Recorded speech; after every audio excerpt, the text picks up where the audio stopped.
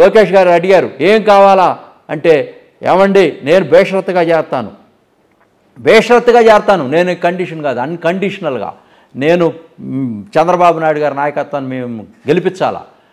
జగన్మోహన్ రెడ్డి లాంటి వ్యక్తులు దురాఘాతాలు చేసేటువంటి వ్యక్తులు రాకూడదు నియంతలో, వాళ్ళని చిరచ్ఛేదం చేయడం కోసం రాజకీయంగా నేను వచ్చానని చెప్పాను, స్పష్టంగా చేరాను.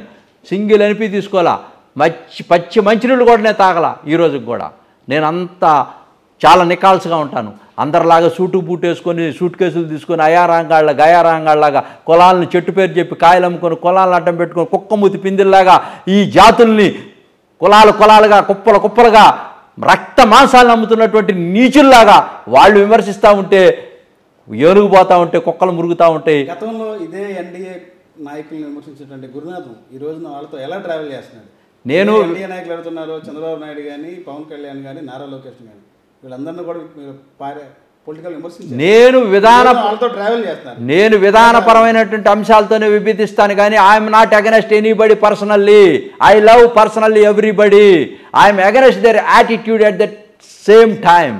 అంతేగాని నేను విధానపరమైనటువంటి అంశాలతోనే నేను మాట్లాడతాను కానీ ఈ సమాజంలో ఎప్పుడు కూడా వ్యక్తిగతంగా నేను ఎవరిని కూడా ప్రేమిస్తానే కానీ ద్వేషించను.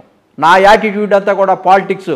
45 years ఇండస్ట్రీస్లో నేను రైట్ ఫ్రమ్ ది బిగినింగ్ ఈ రోజు దాకా కూడా నా వ్యక్తిత్వాన్ని, నా క్యారెక్టర్ని, క్రెడిబిలిటీని, కమిట్మెంట్, కన్సర్న్స్, ఆర్గనైజింగ్ కెపాసిటీని ఎక్కడ కూడా నేను మిస్ కానని కూడా ఈ సందర్భంగా వీళ్ళందరూ కూడా తెలియజేస్తా ఉన్నాను.